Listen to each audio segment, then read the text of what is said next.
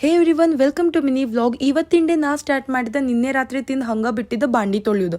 ಪಟ್ನ ತೊಳೆದ ಬ್ಲಿಂಕಿಟ್ ಒಳಗೆ ಏನೇನು ಸಾಮಾನು ಆರ್ಡರ್ ಮಾಡಿದೆ. ಎಲ್ಲ ಖಾಲಿ ಆಗಿತ್ತಂತ ಪಾಸ್ತಾ, ಎಗ್, ವಾಟರ್ ಏನೇನು ಬೇಕೆಲ್ಲ ಆರ್ಡರ್ ಮಾಡಿ ಬ್ರೇಕ್ಫಾಸ್ಟ್ಗಿನ್ನರ ಸ್ವೀಟ್ ಕ್ರೇವಿಂಗ್ಸ್ ಆಗತ್ತಿತ್ತಂತ ಕುನಾಫಾ ಆರ್ಡರ್ ಮಾಡಿದೆ. ಕರೆ ಹೇಳತ್ತೀನಿ, ಟೇಸ್ಟ್ ಅಂತೂ ಬಕ್ವಾಸ್ ಇತ್ತು.